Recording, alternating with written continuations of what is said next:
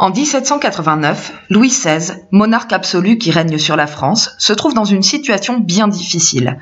Non seulement les idées des Lumières remettent en cause son autorité, mais il est lourdement endetté, la faute aux guerres et aux dépenses de la cour.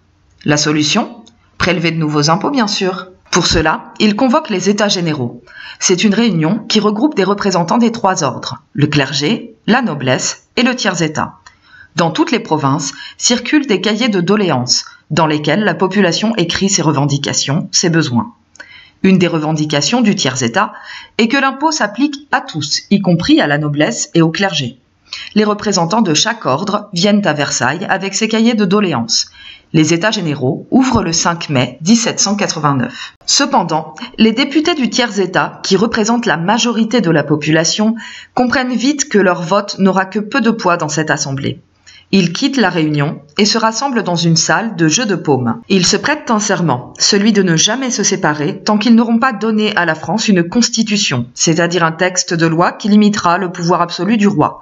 Ils se déclarent Assemblée nationale, car ils pensent que c'est bien eux qui représentent la nation, le peuple. Le royaume de France connaît une grande agitation.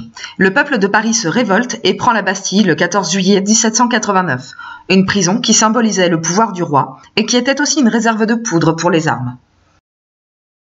Dans les campagnes, c'est la grande peur. Des paysans révoltés menacent les châteaux des nobles, brûlent leurs titres de propriété. Sous pression, les députés adoptent deux décisions fondamentales. Dans la nuit du 4 août, ils votent l'abolition des privilèges.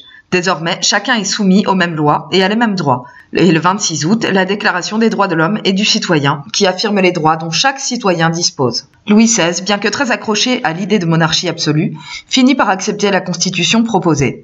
La France devient une monarchie constitutionnelle, c'est-à-dire une monarchie dans laquelle les pouvoirs du roi sont limités par une constitution. Le 14 juillet 1790, un an jour pour jour après la prise de la Bastille, une grande fête est organisée à Paris, sur le Champ de Mars. Une foule acclame le roi qui jure à contre-cœur fidélité à la nation et à sa loi. Alors quoi ? Tout est bien qui finit bien ? Pas de tête coupée ? Mais non, car le roi est soupçonné à juste titre de refuser ce nouveau régime politique. D'ailleurs, il tente de s'enfuir en juin 1791 à l'étranger, en secret, pour rallier des monarchies étrangères et revenir ensuite rétablir son pouvoir absolu. Il est arrêté à Varennes. Désormais, plus personne ne lui fait confiance. Comment établir une monarchie constitutionnelle alors que le roi trahit son peuple ? Changement de régime politique à nouveau. Cette fois-ci, on proclame une république en septembre 1792. Plus de roi et suffrage universel pour choisir les représentants de la nation. L'Assemblée vote aussi, de peu, la condamnation à mort de Louis XVI, qui est guillotiné le 21 janvier 1793. Cependant, des partisans de la République menés par Robespierre, qui se sentent menacés par leurs opposants, à la fois dans le royaume mais aussi à l'extérieur, durcissent les lois. Chacun peut être soupçonné d'être un traître, et la guillotine fonctionne à plein régime. C'est la terreur. La France connaît un climat de désordre, de guerre civile pendant des années. Un jeune général, nommé Napoléon Bonaparte, vient mettre fin à cette période par un coup d'État. Il établit un pouvoir personnel et se fait sacrer empereur en 1804. Il devient alors Napoléon Ier.